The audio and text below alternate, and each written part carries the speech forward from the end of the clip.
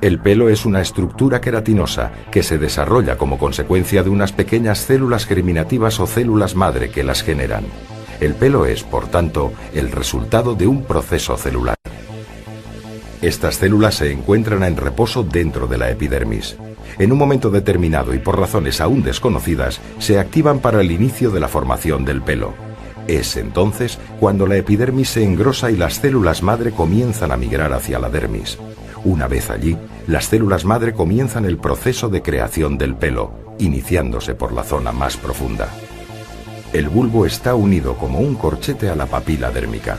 A través de la comunicación establecida entre el tejido epitelial del bulbo y el tejido conectivo de la papila, se comienza a intercambiar mensajes provocando que estas células inicien la multiplicación de los queratinocitos en la parte más baja del bulbo.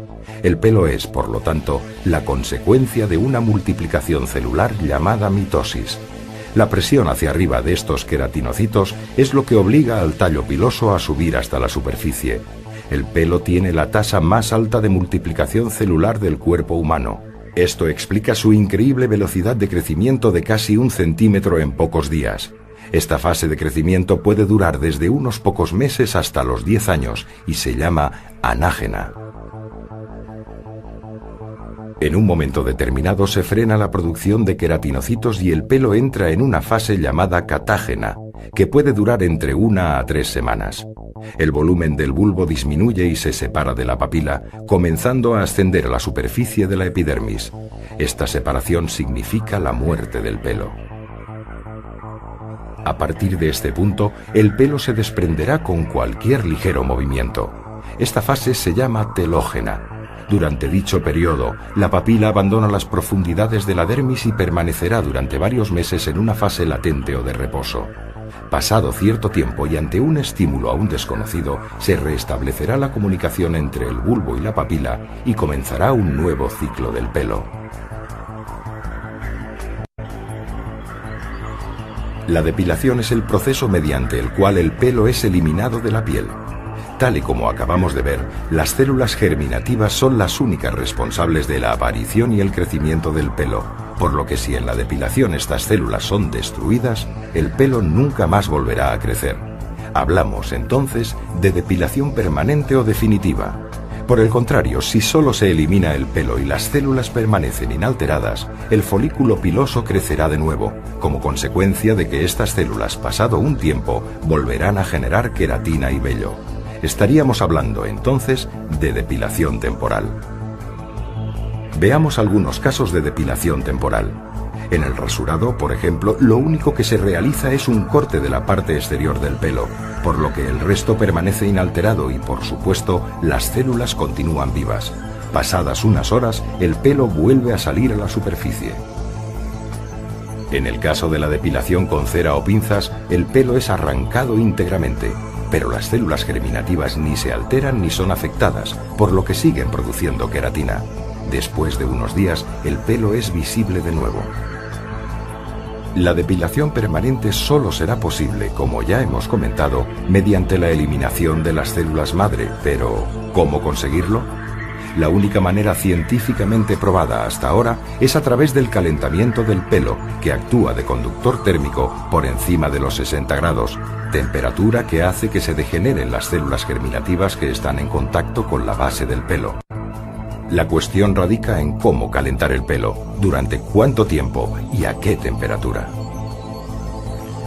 ¿Cómo calentar el pelo? El pelo se puede calentar gracias a una sustancia propia llamada melanina, un pigmento que hace, en función de su mayor o menor cantidad, que el pelo sea más o menos oscuro o moreno. Pues bien, la melanina, además de otorgar el color al pelo, se caracteriza porque es capaz de absorber un determinado tipo de luz y transformarla en calor. Si la melanina se calienta, el pelo se calienta. Este pigmento no aumenta su temperatura con cualquier luz.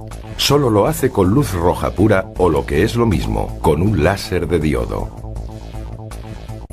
Es importante distinguir entre luces pulsadas y láseres. Las luces pulsadas son de diferentes colores y todos ellos juntos. En este caso, la melanina solo absorbería la parte roja, por lo que el pelo se calentaría muy poco. Los láseres, por el contrario, emiten un único color. El láser de diodo es el que genera la luz roja pura, y por ello la melanina absorbe toda la luz y el pelo se calienta correctamente. Ahora que sabemos cómo se puede calentar el pelo, es esencial determinar qué temperatura tiene que alcanzar y durante cuánto tiempo. El folículo piloso debe ser calentado como mínimo a 60 grados y conseguirlo en un tiempo inferior a los 30 milisegundos. De esta manera, el pelo y las células se destruyen sin que el tejido que lo rodea se vea afectado. Esta es la llamada teoría de la fototermólisis selectiva. Si no se logra que el pelo alcance al menos esa temperatura y durante ese tiempo, los resultados no son efectivos. Por eso, solo los equipos con potencia y que disponen de unos parámetros muy determinados son los que lo consiguen. La energía necesaria para este proceso es muy alta y por ello se precisa necesariamente de un sistema de frío que proteja la piel. Por lo tanto, y como resumen, para conseguir resultados definitivos en depilación es necesario utilizar un láser de diodo de 810 nanómetros con alta potencia que primero enfríe la piel y a continuación emita la energía suficiente para calentar el pelo y degenerar las células pilosas. El pelo, pasados unos días, es expulsado por la piel y no vuelve a crecer más.